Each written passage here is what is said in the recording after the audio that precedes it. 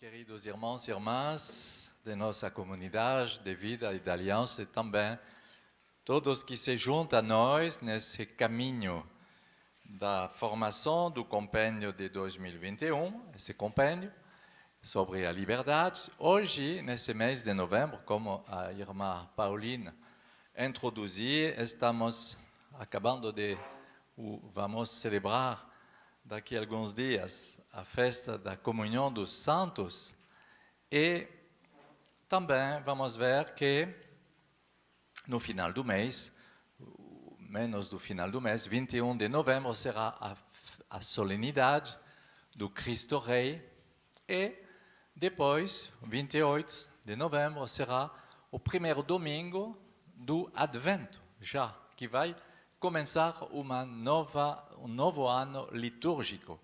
Então, esse mês de novembro é um mês muito importante na liturgia da Igreja, e que nos prepara à festa da Natividade do Senhor, a encarnação do Verbo, que será celebrado durante o Natal e será depois, logo depois, um ano novo. Então, esse tema do mês de novembro é interessante, hein? Liberdade pessoal e engajamento vocacional. Liberdade pessoal e engajamento vocacional.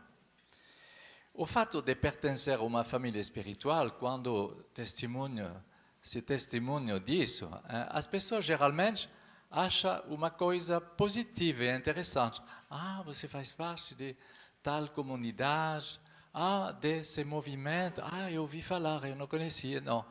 E as pessoas reagem de um modo positivo, geralmente. Mas, pouco tempo depois, a pessoa vai dizer, mas você tem liberdade dentro da vossa comunidade?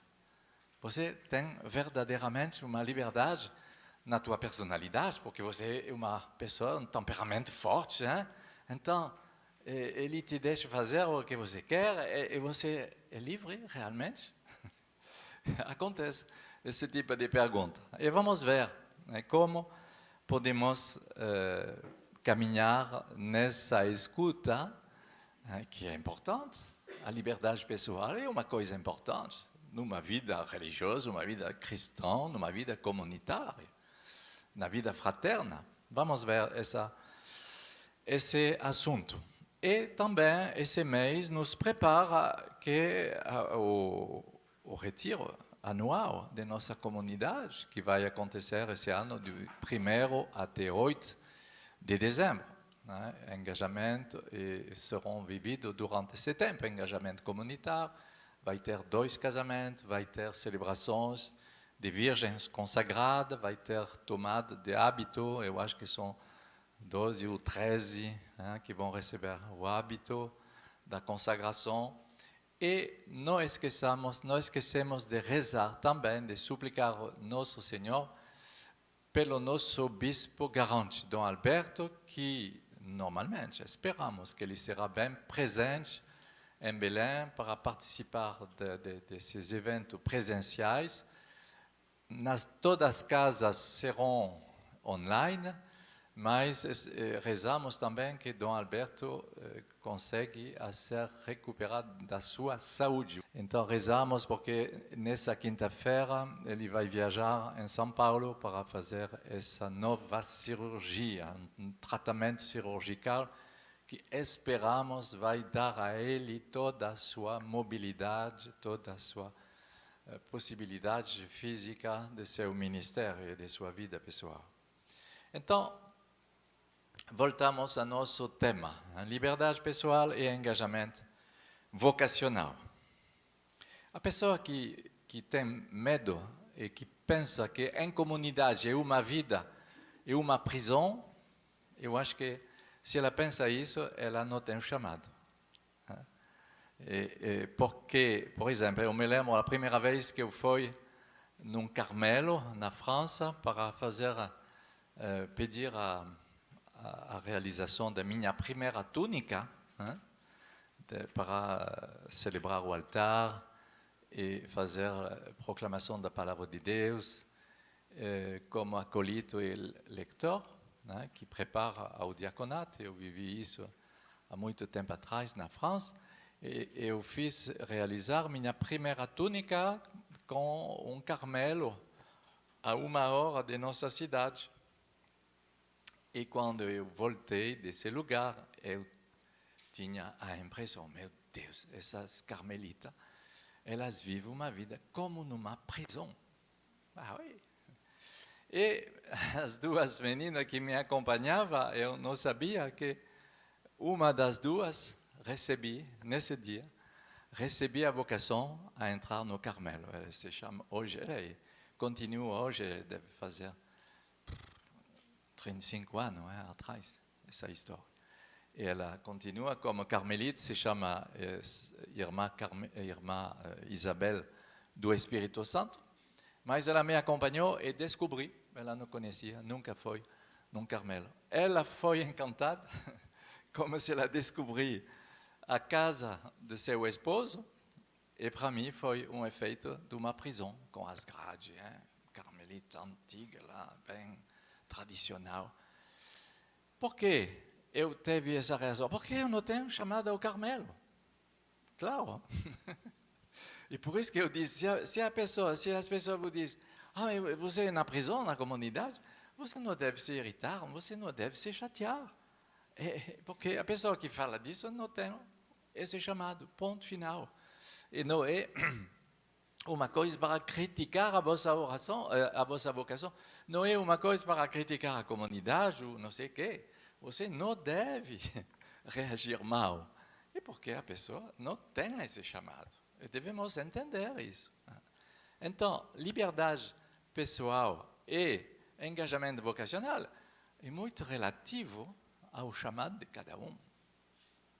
Uma coisa, são muitas pessoas que vão dizer, meu Deus, você vive isso, de pedir, quando você volta lá de fazer compra na cidade, e você atrasou, e você vai dizer ao pastor, eu cheguei agora, desculpa, perdão, porque eu cheguei 5 minutos atrasado na missa, e você vai fazer esse passo lá no refeitório, na sala do jantar. E sim, porque isso é bom, é normal, é a vida de família. O filho volta e o pai, a mãe sabe que o filho voltou bem, sem problema. Não é para uma coisa, uma obrigação, é uma vida de família. E por algumas pessoas vai parecer um constrangimento terrível. Meu Deus, você tem a obrigação de viver isso? Não, eu vivo isso de uma maneira muito livre, é normal. Bom, não devemos esquecer que a vida comunitária, a vida fraterna, foi um dos primeiros frutos da festa litúrgica de qual festa? Pentecoste. Imediatamente depois da Pentecoste, o que acontece? Pedro e João vão rezar no templo.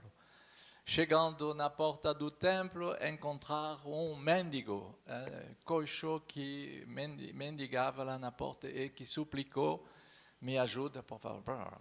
E Pedro, olhando ele, diz, não temos nem ouro nem prata, em nome de Jesus, levanta-te. E se torna livre. E o homem se levantou, entrou no templo, glorificando a Deus. Esse milagre é o fruto da comunhão entre Pedro e João. E a missão começa. A missão começa com a comunhão fraterna.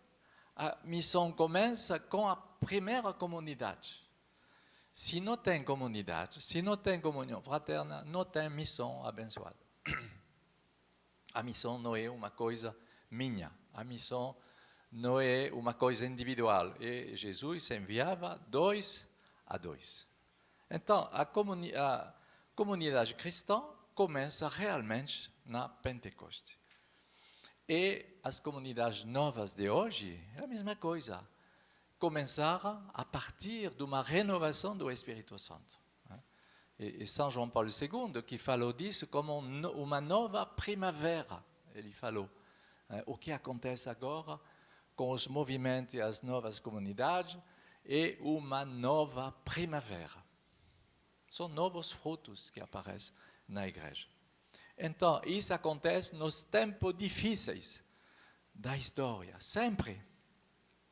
Eu me lembro em 1998, quando, na época, o cardeal Ratzinger, na época de São João Paulo II, como Papa, o cardeal Ratzinger fez uma conferência sobre os movimentos e as comunidades novas em toda a história da igreja. Foi uma conferência extraordinária. Se você pode, nossa leitora fiel se prepara para ler uma passagem do cardeal Ratzinger. Ele fez uma leitura de todas as renovações do Espírito Santo na história de 2000 anos da igreja.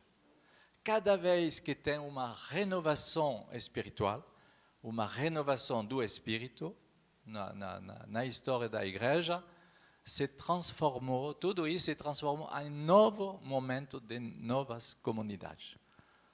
Vida monástica, congregações, movimentos e agora comunidades de leigos que acontece, que surge na igreja com esse fruto do Espírito Santo. E justamente o cardeal Ratzinger citou, me interpelou muito, eu participei dessa conferência lá em 98, em Roma.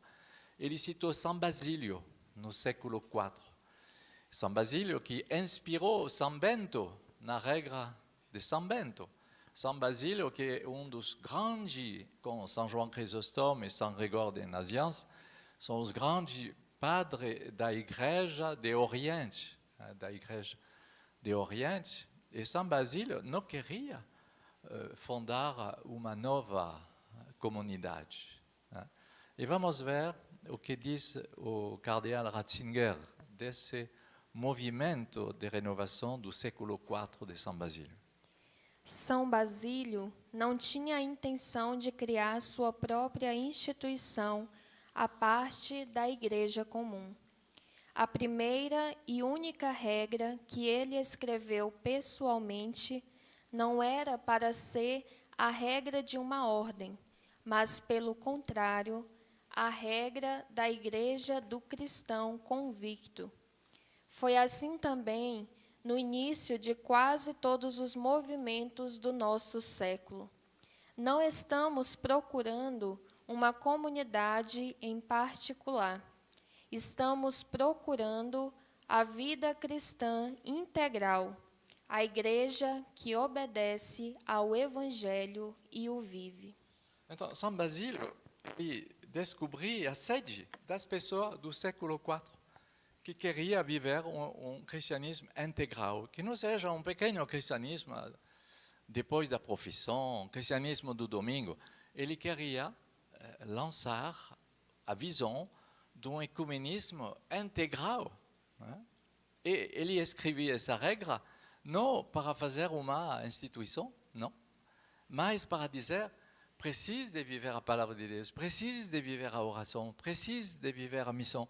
Ele fez uma regra de vida que é uma referência até hoje.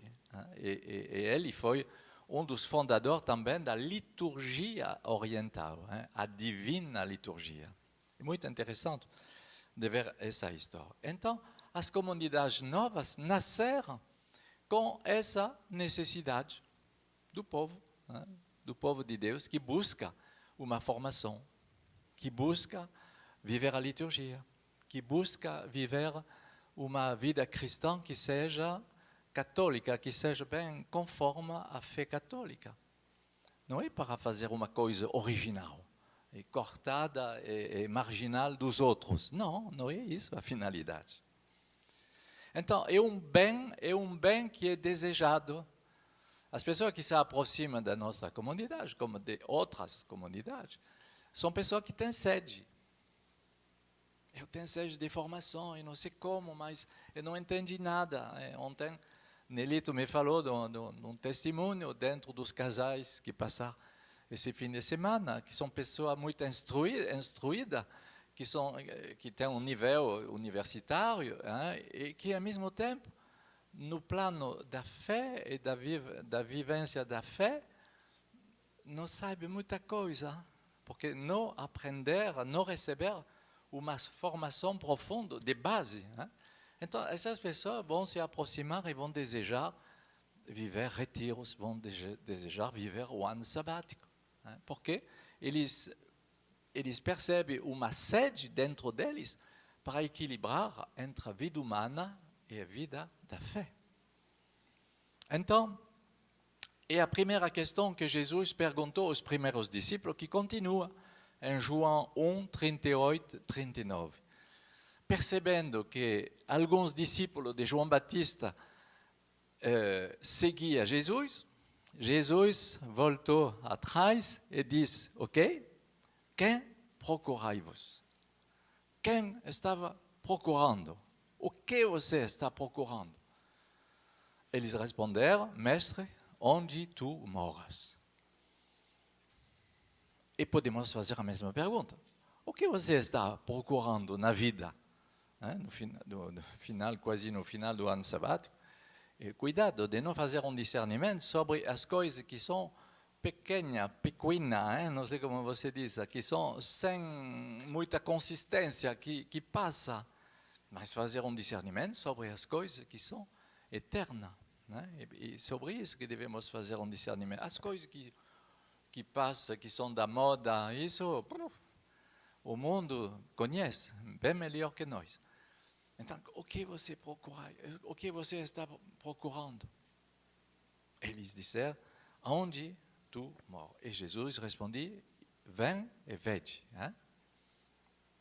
Então, Santa Teresinha do Menino Jesus, vamos citar alguma vez ela, e também no fim dessa formação, Santa Teresa Benedicta, Santa Edith Stein, que serão como os dois modelos, Santa Teresinha no Carmelo e Santa Edith Stein. E Santa Teresinha do Menino Jesus disse, o bom Deus sempre me fez desejar o que Ele queria me dar. Então, qual é tua busca? Qual é tua sede? O que você está buscando? Se são coisas do mundo, não precisa de viver em comunidade, não precisa de buscar um engajamento em comunidade. As coisas do mundo, basta por isso. Mas se tem um desejo profundo de vida espiritual, de vida na fé, então são questões vocacionais. Depois de desejar e de poder encontrar, compreender nosso desejo, tem os meios a tomar. Eu vou decidir, orientar, eu vou na missa de cada dia, eu vou trabalhar a palavra de Deus, eu vou fazer um curso de teologia, eu não sei. De tomar os meios, uma vez que eu consigo bem entender minha procura. Hein? Depois, preciso de se fidelizar no caminho começado, porque não é só para fazer um pequeno caminho e tchau, depois eu vou fazer outra coisa. Não, na vida cristã não é uma coisa de turista, hein? Não é uma coisa passageira que se vive um pouco e depois tchau, não. E o outro passo é de cultivar essa alegria da descoberta para que ela se torne uma coisa profunda. Então, isso você percebe que faz um caminho. E dentro desse caminho, a liberdade, onde ela se encontra? Em qual etapa da vida podemos ver essa questão da liberdade pessoal? Em todo o tempo do percurso. Desde o início da sede até hoje, até a fidelização do chamado à liberdade pessoal se encontra. Você deve crescer na liberdade pessoal em Cristo. Se você está regredindo e se fechando na tua liberdade pessoal, lá tem um problema. É bom de verificar com o acompanhador por que você não cresce na liberdade pessoal. Pode ter um certo obstáculo, é bom de fazer um discernimento. Mas, normalmente, as pessoas que vão fazer esses graus de caminho vão descobrir uma liberdade pessoal que cresce, que se alarga, que me faz respirar. Então, depois eu pensei nessa formação que seria bom de dar um pouco as grandes linhas de nosso caminho na comunidade Sementes do Verbo. Então, eu anotei 5 graus de caminho dessa liberdade vocacional. 5 passos, vamos ver. Isso se encontra a partir da página 540. Em primeiro passo, um encontro providencial. Muitas vezes vimos no Evangelho, nos Atos dos Apóstolos, tantos encontros providenciais. Você pode pensar Saulo de Tarso com a comunidade de Damasco, Ananias, que é com certeza o pastor da comunidade de Damasco, que foi um instrumento maravilhoso para o apóstolo Paulo. Bom, Pedro, quando ele vai em Jopé, ele descobre o Cornélio que vai se converter, que vão viver uma Pentecoste na casa de Cornélio. E a partir desse momento, Pedro vai descobrir que ele é chamado a ir a evangelizar os pagãos. E vai receber essa visão dos animais impuros, você se lembra, Atos 10. Cornélio, são encontros providenciais. Paulo vai encontrar Priscila e Aquilas em Corinto. Paulo vai encontrar em Listra e Iconium, na segunda viagem missionária, vai encontrar Timóteo, que será seu filho na fé, depois Tito. Bom, cada vez são encontros providenciais. Então, você pode se perguntar, meu encontro com a comunidade Sementes do Verbo foi um encontro providencial? Sim? Não? Mais ou menos? Bom, não, mas não é para responder. Você sabe. Foi realmente providencial, porque eu não seria aqui senão. Bom, ok, providencial. Devemos prestar atenção aos encontros providenciais. Primeiro elemento. E depois, cuidar desse. Você pode dizer, bom, foi um encontro providencial, agora eu vou me engajar a voltar uma vez por ano em peregrinação, lá no Rio, ou em Manaus, ou na Casa Mãe, onde eu recebi uma efusão do Espírito Santo, eu vou agora me engajar a ir uma vez por ano para fazer uma peregrinação. Isso é uma peregrinação. Desde os patriarcas da Bíblia, sabemos que a peregrinação é o lugar onde a pessoa, o homem de Deus, recebe grande graça. E depois, ele é chamado a voltar para agradecer. Pode ser isso. Você lá com Sementes do Verbo. Não precisa que seja engajado comunidade de vida ou de aliança. Pode ser simplesmente um retiro anual que você faz com essa comunidade. Depende da pessoa, depende do chamado. Ninguém é forçado. Mas é bom de verificar. Nunca eu escolheria essa comunidade, essas pessoas, nunca escolheria. Não, é possível. E outros que vão dizer, mas desde o primeiro dia eu me senti em casa. Bom, são dois tipos. Um que vai dizer, meu Deus, não era dentro dos meus amigos esse tipo de pessoa. Eu não escolheria esse tipo de pessoa. Bom, ok, obrigado. Eu te agradeço. Mas é bom de saber a verdade. E outros que vão dizer, meu Deus, desde o primeiro dia eu me senti em casa. Por quê? Não se fabrica isso, não se obriga. Ninguém vai manipular para que você seja assim. Entende? Então, a liberdade interior deve ser verificada. Foi uma coisa interior, uma evidência. Ok, tá bom. Segundo elemento, a obra da graça. Depois, percebemos que verdadeiramente foi um chamado de graça. Foi a hora da graça. E a hora da graça, devemos cuidar disso. Não devemos deixar passar a hora da graça. Isso é muito importante. Quando dizemos, como o patriarca Jacó, Gênesis 28, 16, quando ele foi em Betel, ele construiu altar para agradecer a Deus, dizendo: o Senhor estava aqui e eu não sabia.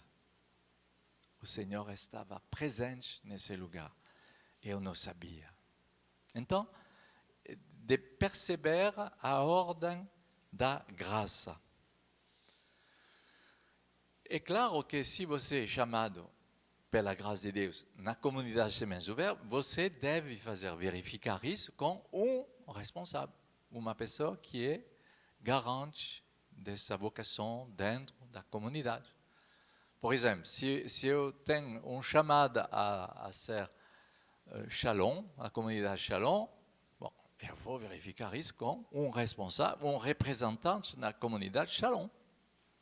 Não é o diácono Jorge nem Nelito que vão dizer se você tem, não são eles que vão te discernir, nem te confirmar numa comunidade que não é a nossa comunidade. Exatamente. Você entende? Quer dizer.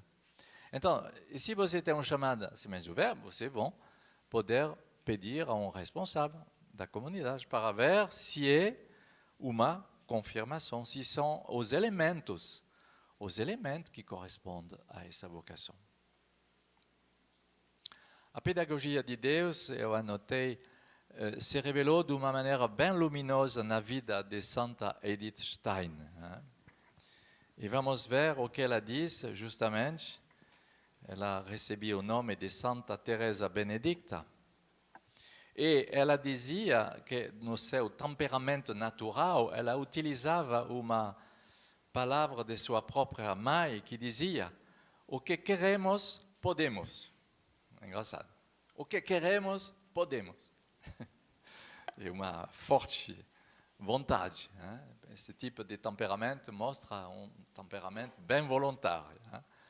Mas ela dizia: eu tinha a cabeça mais dura que as paredes de minha casa, porque tantas vezes eu me coloquei, eu machucava a força de bater e a parede resistia. E depois ela descobriu São Tomás de Aquino, dominicano, famoso teólogo, e sobretudo Santa Teresa d'Ávila. Uma noite ela li o livro de Santa Teresa de Jesus sobre a vida dela. Uma noite. O dia depois, ela era convencida e ela se preparou a se fazer batizar. Ela, judia, ela se preparou ao batismo. Uma noite, temperamento voluntário, bem forte. Ela vai dizer, Edith Stein: a graça é o Espírito de Deus que vem, o amor divino que desce sobre nós. Na fé, a graça que nos é dada objetivamente é subjetivamente assumida. A fé não pode florescer se a graça não for livremente apreendida. A graça e a liberdade são, portanto, constitutivas da fé. Você tem lá, nessa passagem, talvez você não percebe, mas você tem uma definição da graça de Deus. Muitas vezes utilizamos isso. Foi um dom da graça. Foi a graça de Deus. Alguma vez é um pouco exagerada a nossa maneira de interpretar. Quando voltamos de missão, ou não sei. Mas lá você tem como uma definição da graça de Deus. Objectivamente dada, se é dada objetivamente, é sério, e subjetivamente assumida. Uma coisa é de perceber e de tocar a graça, uma outra coisa é de assumir, subjetivamente. O que você vai fazer agora? Se você receber essa graça, você deve corresponder a ela e você deve obedecer a ela. Você deve trabalhar esse assunto. Senão, você vai perder tudo. Objetivamente dada e subjetivamente assumida. A graça e a liberdade são constitutivas da fé. É engraçado. Tua liberdade interior vem da fé ou não? Então, se vem da fé, você não precisa de ter X condições. Eu quero fazer férias no momento de agosto. Eu quero encontrar minha prima. Eu devo ir participar do casamento de meu cunhado. Não sei o que. Esse tipo de coisas que são tão condicionais. Bom, você vai fazer tudo isso dizendo, se Deus quer. Né? Depende da graça de Deus. Ok. Lá começamos a entrar. Mas são, alguma vez, pessoas que são tão condicionadas. São comunitárias, ok, mas o fato de ser comunitário não faz tudo. São tão condicionadas com o que elas querem, que, meu Deus, a comunidade não consegue acompanhar tudo isso. Hein? Mas eu não posso te prometer que você vai fazer todos os desejos que se encontram no teu caminho. Precisa de distinguir o que são da graça e que você vai assumir, ok? E o que são coisas passageiras que não vão dar certo. Terceiro ponto é a etapa da encarnação do chamado. Um dia precisa de entrar na encarnação.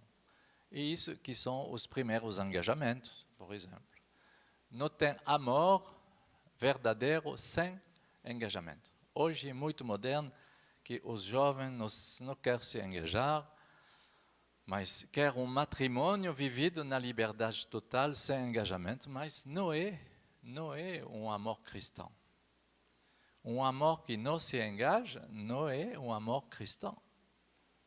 É um amor muito leve, muito subjetivo, que não quer enfrentar uma promessa de futuro. Então, que é imediatista.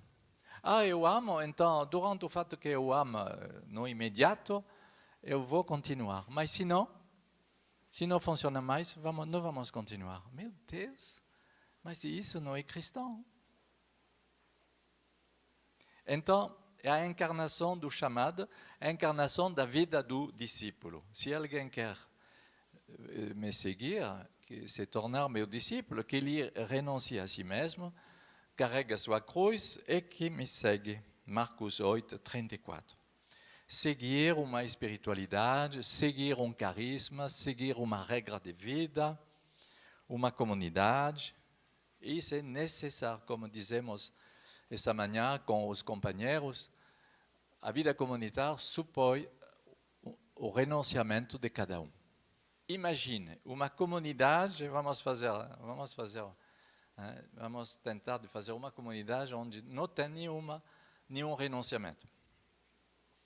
Será um inferno, irmãos e irmãs. Se ninguém nessa comunidade quer renunciar a si mesmo, será um inferno.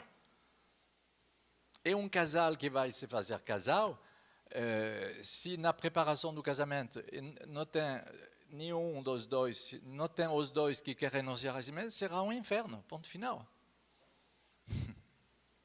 E por isso que a preparação a um casamento é muito importante, muito, muito, muito. E a maneira de começar um casal e um amor conjugal é muito importante. Eu sei que Nelita e Flávio trabalham muito sobre isso. É muito importante, porque se você começa de uma maneira torta,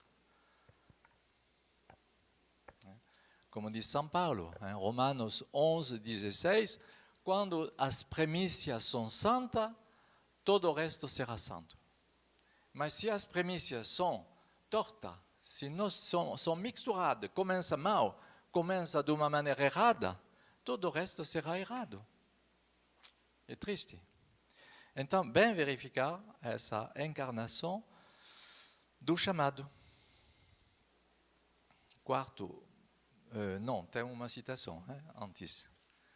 A citação de um comentarista de Santa Edith Stein, um carmelita, um religioso, que escreve no artigo sobre o Cristo, chefe divino.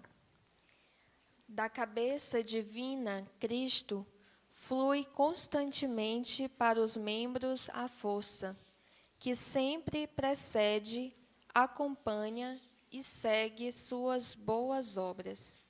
Como precedente, inspira o bem, como acompanhante, ajuda a realizá-lo. Como seguidora, é a multiplicação da graça, que deve ser considerada como salário do bom trabalho. É bonito, podemos ver um itinerário, como ele disse isso aqui. A partir da cabeça, Cristo jorre constantemente pelos membros a força que precede, que acompanha e que segue as boas obras. O Senhor não vai nos lançar e nos abandonar. A graça de Deus precede, ela inspira o que é bom. Depois ela ajuda a realizar esse bem. E depois ela vai multiplicar. Então é isso que devemos bem ver. Deus não vai te abandonar no meio do caminho. Deus está trabalhando para te ajudar e te falar nesse momento. Depois, quarto grau, são 5. Chamamos essa etapa a terceira de discípulo. E depois, vamos ver que vai passar de discípulo a filhos e filha. Isso que vivemos na comunidade de vida. O engajamento como filho e filha de 3 anos.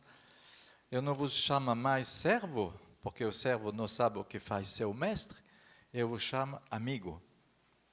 Essa amizade que faz entrar numa intimidade de filho e filha de Deus é bem diferente do discípulo, do servo que faz o que ele quer, o que ele deve fazer, ponto final, eu fiz o que o Senhor me mandou, bom, ponto final, eu vou receber meu salário. Mas não, filho e filha são da casa de Deus, não vão ter problema de prolongar o horário, porque não tem horário, eles são da casa do Pai. Filhos, e um relacionamento de amizade, João 15, um relacionamento de amizade na regra de vida, com um fundo de coração, não é só de coração superficial. Vocês são meus amigos se você faz o que eu vos mando. A pessoa que diz, manda sempre, cobra sempre, exige demais, não passou. Não passou a etapa de filhos e filhas, não. Ele é mercenário. Santa Catarina de Sena diz que são os mercenários. Os mercenários que são aqueles que querem uma retribuição, um salário. Depois, eu faço o que eu quero com o meu salário. Não passar como filhos e filhas. E você se lembra, o filho pródigo, quando ele voltou à casa do pai, ele diz, pai, trata-me como teus empregados. Mas o pai não podia tratar ele como empregado, como uma pessoa empregada, porque ele era filho. O pai não vai renunciar a seu filho. Mas ele fez a proposta de mudar de estatuto, como um servo, finalmente, para conseguir ficar na casa do pai. Terrível. O cardeal Ratzinger, de novo, que se tornou o Papa Bento XVI, define essa união das vontades. A união das vontades. Bonito isso, essa definição. Vamos ouvir. Nesta comunhão da vontade, realiza-se a nossa redenção. Ser amigos de Jesus, tornar-nos amigos de Deus. Quanto mais amamos Jesus, quanto mais o conhecemos, tanto mais cresce a nossa verdadeira liberdade, cresce a alegria de ser remidos. Então, você anotou, como cresce a nossa liberdade? Nossa liberdade verdadeira, como ela cresce quando nos tornamos amigos de Jesus, quando nos tornamos filhos, filhas do Pai, nessa amizade que sai das condições mercenárias do servo, não, que entra nessa comunhão de vontade, nessa amizade de vontade. Ser amigos de Jesus para nos tornar amigos de Deus. E mais amamos Jesus, mais conhecemos Ele, assim cresce nossa liberdade verdadeira. Então, você percebe que a liberdade que se fala aqui não é a liberdade do mundo. É uma liberdade bem mística, bem mais profunda. Ele pronunciou essa palavra pela missa em vista do novo Papa, 18 de abril de 2005. É ele que foi eleito Papa. Então, ele profetizou, sem saber. Então, é uma etapa de formação que faz passar de nossas capacidades pessoais na força de Deus. Não são mais minhas possibilidades, capacidades ou impossibilidades. Não, agora eu sei que eu me tornei um instrumento nas mãos de Deus. Porque é importante de fazer a obra de Deus. Muitas pessoas gostariam de fazer as obras para Deus, mas nós somos chamados a fazer a obra de Deus, não fazer obra para Deus. Então, isso é muito importante. Edith Stein escreve em 1918, ela morreu em 1942. Provavelmente é necessário sentir muito fortemente a sua própria impotência para ser curado da confiança ingênua e sem limites de vontade e poder, como eu o possuía outrora. Ela possuía essa vontade, esse poder outrora. Ela fez a experiência de sua própria impotência para ser curado da confiança que não tem muito conteúdo. Quinta etapa, o engajamento definitivo. A liberdade pessoal deve ser considerada na fidelidade, no tempo sem limite, em vista de uma vocação definitiva. A pessoa que faz a experiência de sua própria fraqueza não se escandaliza mais. Ela aprende a receber e a viver da misericórdia de Deus sobre suas misérias, e ela aprende a não se chocar, não se escandalizar dos problemas dos outros, das misérias dos outros. Você é escandalizado pela miséria dos outros? Ah, meu Deus, você não descobriu sua própria miséria. Porque a pessoa que faz a experiência de sua própria miséria não vai querer julgar, nem condenar, nem se escandalizar dos outros que faz isso, que fizeram outra coisa. Não, essas fofoqueiras que são inúteis, que não constroem, que não edificam ninguém. E viver em competição faz parte também, não edifica nada. Oposição, julgamento, oposições. E então, são duas palavras de um padre que é amigo nosso, que quando começamos a comunidade na França, ele nos visitou. É um santo, um padre que foi missionário, um jesuíta francês de minha região, e que morreu agora 10 anos atrás, o padre Pierre Sérac. Ele era um grande santo. E ele fala dessas duas palavras que eu anotei. Peco quanto à verdade, se guardo para mim o que de fato tenho que dar aos outros. Eu não sou verdadeiro se eu guardo por mim o que finalmente eu devia dar aos outros. Meu Deus, interpela a consciência, esse tipo de frase. O que não é doado é perdido. Voilà. Você tem uma ocasião de dar e você não queria dar, você queria guardar, é perdido, oferenda perdida. Esse padre, quando ele visitava a nossa paróquia lá na minha cidade, de vez em quando, cada 2 anos, cada 3 anos, e o pároco fazia, a paróquia principal da cidade, o pároco fazia pregar ele. Ele pregava sempre chorando. As pessoas eram acostumadas, ele vai chorar, ele vai chorar, ele vai chorar. ele não podia falar dos pobres da Índia, que ele cuidava, ele tinha 50, 60 mil crianças que ele ajudou. Uma obra de criança maravilhosa. Se nós não fundamos a comunidade de Sementes do Verbo no Brasil, eu acho que seria lá, na Índia, para ajudar a obra desse padre, que faleceu agora. Ele era bem velho quando começamos a comunidade. E ele não podia falar dessa obra e de seus irmãos, de seus filhos, sem chorar.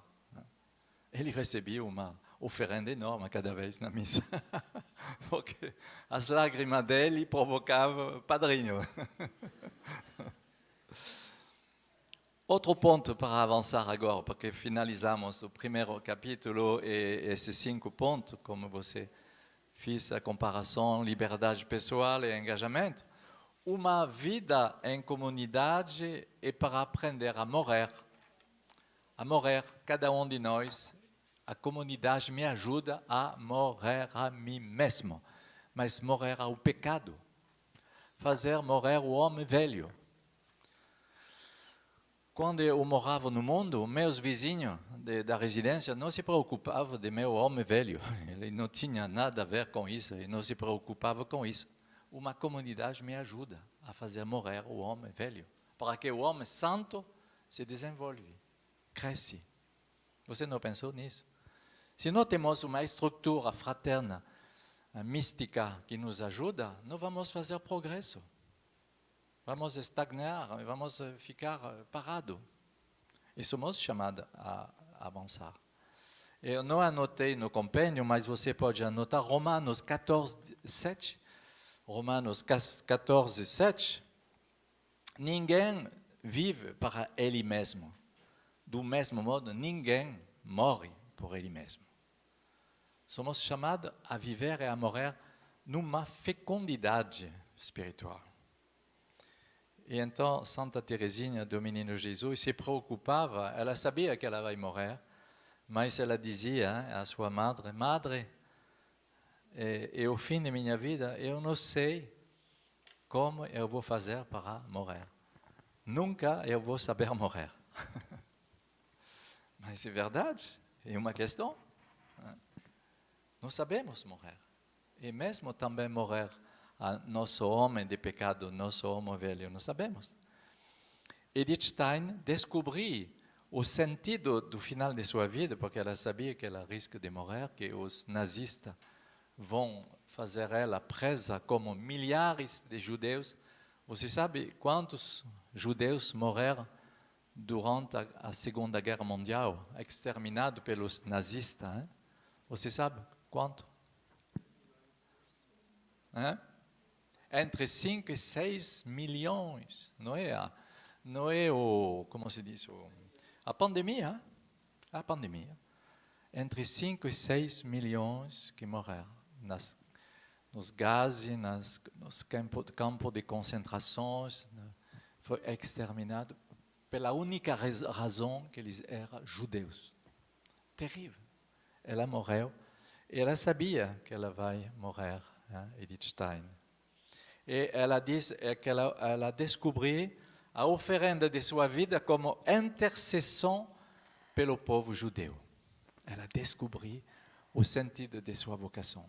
Nós também podemos descobrir isso, de oferecer minha morte pela comunidade mais ouvida, mas também pela minha família. Pode ser várias oferendas para salvar a união, a unidade de minha família, de não sei quem. É muito importante. Ela diz, ela escreveu a uma religiosa essas palavras. Entendi sobre a cruz o destino do povo de Deus, que já estava sendo anunciado. Pensei que aqueles que entendessem que se tratava da cruz de Cristo deveriam tomá-la sobre si em nome de todos. Esse holocausto de 5, 6 milhões de judeus exterminados, ela descobriu que era uma participação da cruz de Cristo. É importante isso, é impressionante. eu entendi a cruz no destino do povo de Deus. Ela percebi que era uma cruz misteriosa que o povo judeu estava vivendo. Bonito. E então ela vai unir com sua vocação, Edith Stein vai unir esse mistério de Israel com o mistério da cruz, com sua vocação de carmelita. É muito interessante. E ela vai descobrir que ela se considera como uma nova Esther. Esther que foi a rainha que fez várias vitórias com o povo judeu, ela se descobre como uma nova Esther. Pobre, impotente, pequena, mas o rei me escolheu. Grande e misericordioso, é um grande reconforto. Ela vai morrer no 9 de agosto de 1942, em Auschwitz, com sua própria irmã Rosa, e um comentarista vai dizer, com sua força natural, ela não podia viver isso de uma maneira santa, impossível. Ela era uma força terrível, forte. Pode ler? Com sua única força natural, ela só poderia ter se rebelado contra sua própria morte injusta. Mas na força do Espírito e em comunhão com a cruz de Cristo, ela morreu por seu povo e encontrou ali verdadeiro brilho da força divina, a ressurreição para a verdadeira vida, a vida eterna. É um comentarista carmelita que disse isso. É muito lindo são essas palavras, né? E eu encorajo você a bem meditar sobre essa vida. Ela foi declarada por João Paulo II como padroeira da Europa. Ela faz parte dos padroeiros da Europa, Santa Teresa Benedicta. Então, agora, para concluir, vamos falar de nossa verdadeira liberdade pessoal, que é um repouso em Deus. Nossa liberdade não é um repouso das férias, nem em família, nem na minha terra, nem não sei o quê.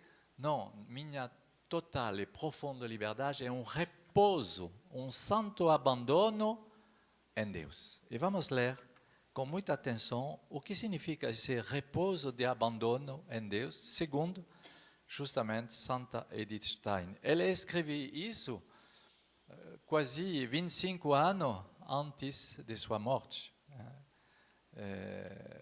Não sei, ela não era batizada em 1918.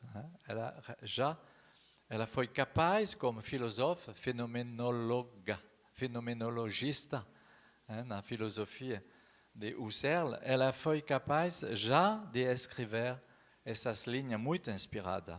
Vamos ouvir. Existe um estado de repouso em Deus, de total suspensão de toda a atividade do espírito, no qual não se podem conceber planos nem tomar decisões, nem fazer nada, mas onde, tendo-se colocado todo o futuro na vontade divina, nos abandonamos ao nosso destino. Experimentei um pouco esse estado, a seguir a uma experiência que, ultrapassando as minhas próprias forças, consumiu totalmente as minhas energias espirituais e me subtraiu toda a possibilidade de ação. Comparado com a paragem da atividade por falta de força vital, o repouso em Deus é qualquer coisa de novo e de irredutível. Primeiro é o silêncio da morte. Depois nasce um sentimento íntimo de segurança, de libertação de tudo o que é preocupação e responsabilidade em relação ao agir. E enquanto eu me abandono a este sentimento, eis que começa pouco a pouco a encher-me uma vida nova, que começa pouco a pouco a preencher-me, sem nenhuma pressão sobre a minha vontade e que me vai empurrar para novas realizações. Este afluxo vital parece emanar de uma atividade e de uma força que não são minhas e que, sem me violentar, torna-se ativo em mim. A única primícia necessária para tal renascimento espiritual parece ser essa capacidade passiva de acolhimento que reside no fundo da estrutura da pessoa. Alguns anos atrás, na renovação carismática internacional, se vivia essa experiência do repouso no espírito. Foi uma passagem um pouco rápida, finalmente, não foi muito aprofundada. Mas eu acho que você tem lá, nessa citação, realmente a descrição de um verdadeiro repouso em Deus.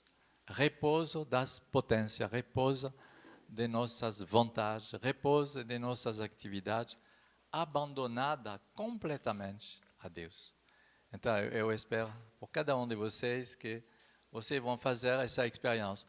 O próprio Padre Jacques, quando ele recebia a efusão do Espírito Santo, ele fez essa experiência. Ele recebia a oração dos irmãos, recebia algumas profecias, foi muito importante por ele, como padre operário, na sua vida. E começou um grande caminho de renovação espiritual profunda nele. E depois, ele foi dormir à noite. E quando ele acordou, ele disse, meu Deus, eu passei a mais bonita noite de minha vida. Meu Deus, eu me sinto descansado, eu me sinto repousado completamente. Ele olhou o relógio, ele disse, eu dormi 5 minutos. Ele fez uma experiência do repouso em Deus, que não é o repouso quantitativo que nós podemos desejar ou buscar segundo o mundo, mas ele fez uma experiência realmente de repouso em Deus. Então, eu desejo por cada um de vocês essa experiência um dia de repouso de nossas energias, ações, potência em nós, a fim que todo o nosso ser pertence realmente, em espírito, em verdade, a Deus. E uma experiência de fé, uma experiência mística, que eu desejo a cada um de vocês, e a mim também.